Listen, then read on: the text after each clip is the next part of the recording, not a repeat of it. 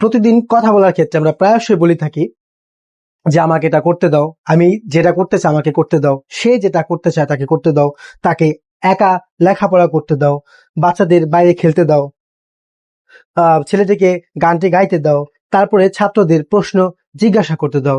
এই ধরনের কথাগুলোকে ইংরেজিতে বলার জন্য একটা স্ট্রাকচার রয়েছে, সেটা হচ্ছে লেট প্লাস সাবজেক্টের অবজেক্টিভ ফর্ম বসাতে হবে। সাবজেক্ট নয়, কিন্তু সাবজেক্টের অবজেক্টিভ ফর্মটা বসাতে হবে। যেমন যদি আমি সে বুঝাতে চাই তাহলে সে এর পরিবর্তে হার বসাতে হবে। যদি আমরা হি বসাতে চাই তাহলে আমাদের হি এর পরিবর্তে হিম বসাতে হবে। এরকম সাবজেক্টের অবজেক্টিভ ফর্মটা বসাতে হবে। আর যদি কোনো নামকে বুঝাতে চাই যেমন রিধি, তাহলে এই ক্ষেত্রে আমাদের কি করতে হবে? এক্ষেত্রে আমাদের নাউনের অবজেক্টিভ ফর্ম নাউনই হয়, এই জন্য নাউনের ক্ষেত্রে আমাদের নাউনই বসাতে হবে। ওকে, স্ট্রাকচার হচ্ছে লেট প্লাস সাবজেক্টের অবজেক্টিভ ফর্ম প্লাস ভার্বের বেস ফর্ম মানে ভার্বের ওয়ান, তারপর হচ্ছে এক্সটেনশন।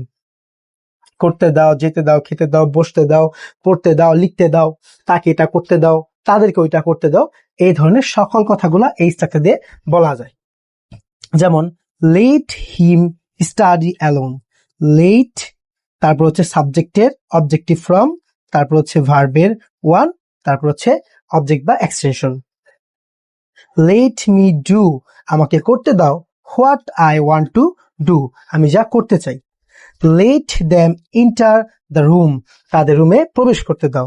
লেট সাবজেক্টের অবজেক্টিভ ফর্ম, ভার্বের ওয়ান, অবজেক্ট বা এক্সটেনশন।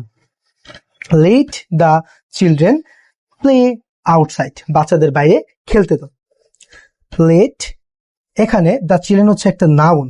ওকে, তো নাউনের ক্ষেত্রে নাউনের অবজেক্টিভ ফর্ম নাউনই হয়, এই জন্য দ্য চিলড্রেনের ক্ষেত্রে দ্য চিলড্রেন হয়েছে। Let the children play outside, বাচ্চাদের বাইরে খেলতে দাও। Let Palash Singh a song, পলাশকে একটি গান গাইতে দাও। যেহেতু পলাশ একটি নাউন, এই জন্য নাউনের অবজেক্টিভ ফর্ম নাউনই বসবে, এই জন্য পলাশের জায়গায় পলাশই বসেছে। Let the students ask questions, ছাত্রছাত্রীদের প্রশ্ন জিজ্ঞাসা করতে দাও। এই ক্ষেত্রে দ্য স্টুডেন্টস হচ্ছে নাউন এবং নাউনের ক্ষেত্রে অবজেক্টিভ ফর্মটা নাউনই বসে।